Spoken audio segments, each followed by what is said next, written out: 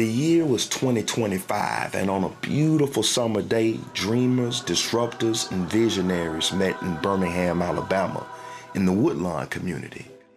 Now, these distinguished folks paralleling the Renaissance in the 20s came to Polaris and its Ideas to Impact conference. This is their story. I'm from Chicago, Illinois originally. And from Montgomery, Alabama, home of the Civil Rights Movement on one hand and the cradle of the Confederacy on the other hand. I'm born and raised in Selma, Alabama, coming from the food desert. I've been here 7 years. Yeah, I'm from Chicago, Illinois, the South Side, born and raised. I've been in fashion now almost 30 years. I got started in 1997. I fell in love with streetwear. Back home, I know Virgil from Off-White. I mentored Virgil. I remember when Virgil, all us, Don C, Kanye, we were growing up back home. And the industry I'm in is a process. It's a marathon, not a race. So don't get, celebrate the small successes. People are buying into people's story. Yes, definitely. So, like, if you show them your journey, they're like, oh, they are working hard. I love what they're doing. I vibe with them. I'm going to wear that before I go wear, like a whole bunch of name brands. Yeah, like I will say storytelling. I told a business recently to quit trying to sell stuff. I was like, no one cares about the product.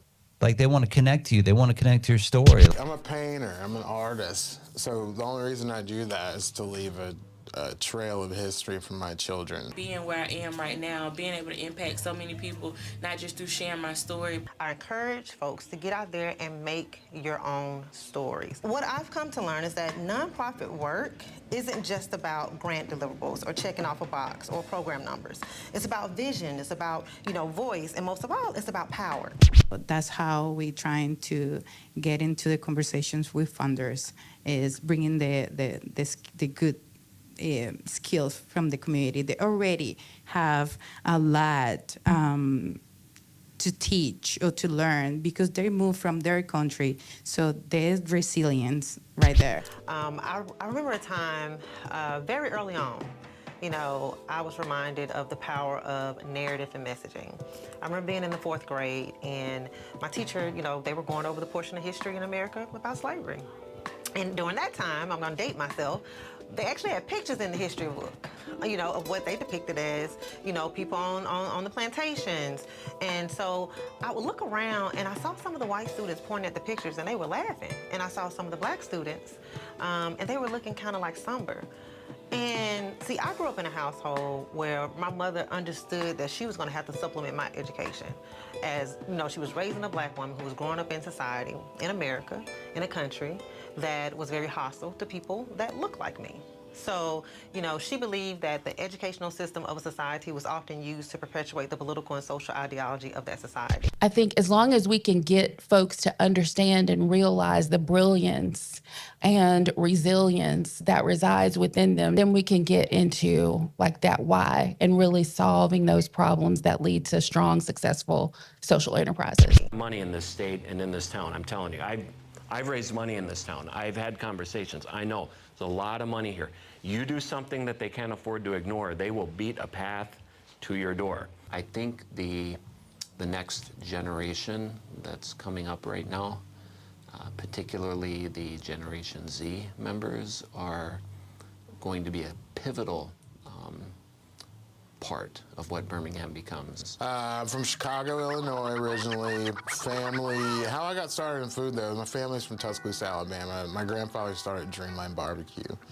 And I grew up in the food world, but I never cooked in the barbecue restaurant. I started with fine dining and kind of went my way from age 18 till now. I moved to San Francisco at age 22 and I was homeless for 2 years while at the same time working for one of the best restaurants in the United States at the time. I encourage folks to get out there and make your own stories. My message to you is forge ahead and understand that the community has your back. Man, live your life till you get on E.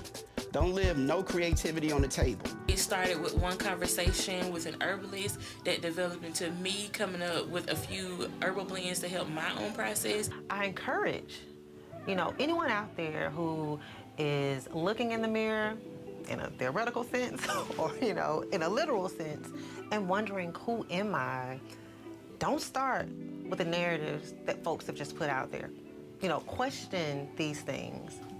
If I had someone to give me words of encouragement when I was younger, it'd be to follow your passion and research. Research everything that you're interested in until you find like a position for you in that certain space. And don't give up. Like, don't be scared of much. Be scared of certain things, but not much.